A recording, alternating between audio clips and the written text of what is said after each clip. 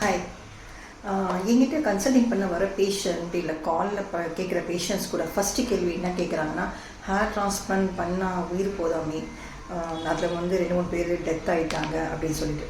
என்னடா நீங்களே எப்படி பேசுகிறீங்கன்னு கேட்குறீங்களா? பட் என்ன பண்ணுறது, கேள்வி அதுதான் ஃபஸ்ட்டு கேட்குறாங்க. ஸோ இன்றைக்கி நம்ம தான் கிளியர் பண்ண போகிறோம். ஆக்சுவலி என்னென்னா, ஹேர் டிரான்ஸ்பிளான்ட் பண்ணுற எல்லாருக்குமே டெத் ஆகுது இல்லை ஏதாச்சும் ஒரு ப்ராப்ளம் வருதுங்கிறது அப்படிலாம் கிடையாதுங்க. It depends. நீங்கள் எந்த கிளினிக் சூஸ் பண்ணுறீங்க, என்ன மெத்தட் பண்ணுறாங்க, யார் பண்ணுறாங்க, என்னெல்லாம் அவங்க before and after procedures follow பண்ணுறாங்களா இல்லையாங்கிறது தான். இதை தான் நம்ம பேச போகிறோம். வீடியோக்குள்ளே போகலாமா? ஓகே.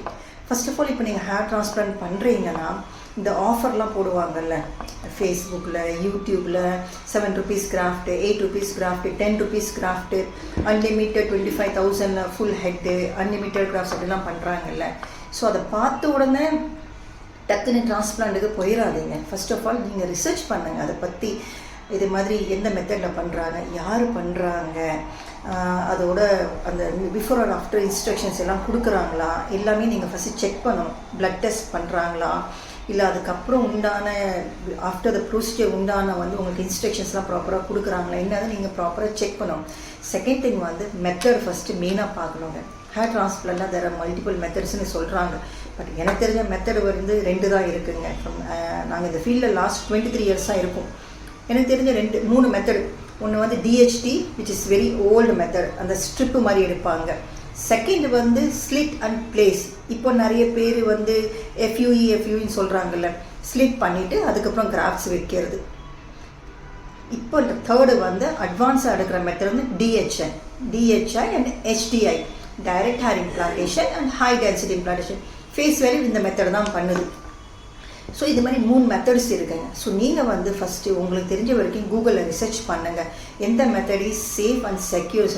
அதுக்கப்புறம் டிரான்ஸ்பிளான்ட் பண்ணுறீங்கன்னா போய் கன்சல்ட் பண்ணுங்கள். நேராக கன்சல்ட் பண்ணிட்டு உங்களுக்கு இருக்கிற டவுட்ஸ் எல்லாம் கிளியர் பண்ணுங்கள். இதே மாதிரி என்ன மெத்தடில் பண்ண போகிறீங்க, ப்ளட் டெஸ்ட் எடுப்பீங்களா, என்ன நார்ம்ஸ் அண்ட் கிளாஸ் எல்லாம் ஃபஸ்ட்டு தெரிஞ்சுக்கோங்க. எவ்வளோ நாள் ப்ரொசீஜரு, இல்லை எவ்வளோ கிராஃப்ட்ஸ் எடுப்பீங்க, அதுக்கூட பிஃபோர் அண்ட் ஆஃப்டர்ஸ் என்னெல்லாம் நீங்கள் இன்ஸ்ட்ரக்ஷன்ஸ் கொடுப்பீங்க, இதெல்லாம் ப்ராப்பராக ஃபஸ்ட்டு தெரிஞ்சுக்குங்க.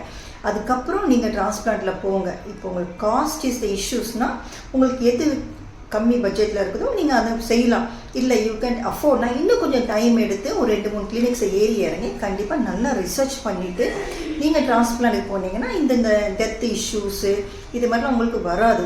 அதே மாதிரி யாரெல்லாம் டிரான்ஸ்பிளான்ட் நீங்கள் கன்சல்டிங் போனோடனே நாளைக்கே பண்ணிடலாங்க, இந்த ஆஃபர் இன்றைக்கி தான் இருக்குது, நாளைக்கு நீங்கள் பண்ணிடுங்கன்னு சொன்னீங்கன்னா தயவு செஞ்சு போகாதீங்க. ரொம்ப பேரோட மைண்ட் செட் என்ன இருக்கும், முடிதானே வைக்க போகிறோம், 10 rupeesல வச்சா என்ன, 50 rupeesல வச்சா என்ன, முடிதானே வரப்போகுதுன்னு சொல்லி நீங்கள்லாம் யோசிக்கிறீங்க. ரொம்ப பேர் மக்களை தான் யோசிக்கிறாங்க. பட் அது தப்பான விஷயங்க. Cost is not important. உங்களோட ஹெல்த்து தான் ரொம்ப இம்பார்ட்டண்ட், உங்களோட லைஃப் ரொம்ப இம்பார்ட்டண்ட்டு. முடிதான் வைக்க போகிறீங்க, பட் அதுலேயுமே நிறைய டிஃப்ரென்ஸ் இருக்குது. லைக் என்ன மெத்தடு, என்ன விதத்தில் வைக்கிறாங்க, குவாலிட்டி, கிளினிக்கு, எக்ஸ்பீரியன்ஸ் எல்லாமே ரொம்ப மேட்டர்ஸுங்க. காஸ்ட்டு மட்டும் பார்க்காதீங்க. முடிதான் வைக்க போகிறீங்க, பட் அதுலேயுமே நிறைய டிஃப்ரென்ஸ் இருக்குது. ஏன்னா இப்போ ரொம்ப பேர் என்ன பண்ணுறாங்க, எங்ககிட்ட வர கிளினிக்கை நான் பற்றி பேசுகிறேன். நிறைய பேர் வந்து நிறைய இடத்துல ஆஃபர்ஸு, கம்மியான காஸ்ட்டுன்னு ஹேர் டிரான்ஸ்பிளான்ட் பண்ணிட்டு வந்து ஒரு 7 month 8th month ரிசல்ட் வரல, தெரிய மாட்டேங்குது. வைக்கும் போது நிறைய இருந்த மாதிரி இருந்துச்சு, ஆனால் 4-5 monthsலேயே ஹேர் கொட்டிச்சு மேடம், திருப்பி வந்து ரிப்பேரிங் கேசஸ்க்கு வருவாங்க, ரீசர்ஜரிக்கு வருவாங்க. ஸோ அன்னெசரி இப்படி டபுள் காஸ்ட்டு, இப்படி டபுள் செலவு பண்ணிவிட்டு இங்கே பண்ணுறதோட ஒரே டைமில் நல்லா ரிசர்ச் பண்ணுங்க. விச் கிளினிக் இஸ் பெஸ்ட், எந்த கிளினிக் நீங்கள் பண்ணால் உங்களுக்கு ரிசல்ட் நல்லாயிருக்கும், க்ரோத் நல்லாயிருக்கும்னு சொல்லிட்டு ரிசர்ச் பண்ணிவிட்டு then go for the hair transplant. நல்லா என்கொயரி பண்ணுங்கள். 1க்கு 10 தானே என்கொயரி பண்ணுங்கள். நல்லா டீட்டெயில்ஸை கேட்டு தெரிஞ்சுக்குங்க. கொஞ்சம் ரிசர்ச் பண்ணுங்கள். நல்லா கொஷின்ஸ் கேளுங்க. நீங்கள் கன்சல்டிங் போகிறீங்க, நாங்களாம் இங்கே உட்காந்துட்டு இருக்கிறது உங்களுக்கு ரிப்ளை பண்ணுறது தான். ஸோ நல்லா ப்ராப்பராக ரிப்ளை பண்ணுவாங்க. நல்லா கொஷின்ஸ் கேளுங்க, டீட்டெயில்ஸ் கேட்டு தெரிஞ்சுக்கோங்க. அதுக்கப்புறம் அந்த ஹேர் டிரான்ஸ்பிளான்ட்டுங்கிற அந்த ஒரு டிசிஷனுக்கு நீங்கள் ஃபைனல் பண்ணுங்கள்.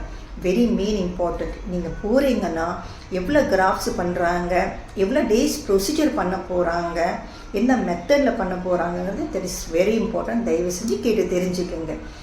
ஏன்னா ரொம்ப பேர் என்ன செய்கிறாங்க, எனக்கு வந்து டிரான்ஸ்பிளான்ட் பண்ணும்போது வந்து ஒரு 5,000 கிராஃப்ட்ஸ் சொன்னாங்க, இல்லை 7,000 கிராஃப்ட்ஸ் சொன்னாங்க மேடம், ஆனால் தலையில் தெரியவே இல்லையே, க்ரோத்தே வரலையேன்ட்டு கேட்பாங்க.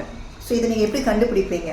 ஸோ இட்ஸ் பெட்டர் அவங்கக்கிட்ட உங்கள் கிராஃப்ட்ஸ் எடுக்கிறாங்க இல்லை டிரான்ஸ்பிளான்ட் பண்ணுறாங்கன்னா ask them to show the graft. Better அவங்கக்கிட்ட உங்கள் கிராஃப்ட்ஸ் எடுக்கிறாங்க இல்லை டிரான்ஸ்பிளான்ட் பண்ணுறாங்கன்னா ஆஸ்க் them. இல்லைன்னா அதை நீங்கள் தாங்க கேட்டு தெரிஞ்சுக்கணும். பிகாஸ் எங்கள் கிளினிக்கில் நாங்கள் பண்ணும்போது ஃபேஸ் வேல்யூவில் பண்ணும்போது பர் டே இவ்வளோ கிராஃப்ட்ஸை நாங்கள் செய்வோம். அதே மாதிரி we do 3 days procedure. So இது மாதிரி ப்ராப்பரான டீட்டெயில்ஸான இன்ஸ்ட்ரக்ஷன்ஸ் எல்லாம் கேட்டு தெரிஞ்சுக்கிட்டு நல்ல ஹேர் டிரான்ஸ்பிளான்ட் பண்ணிவிட்டு நல்ல ரிசல்ட்டோடு இருங்க. பாய்.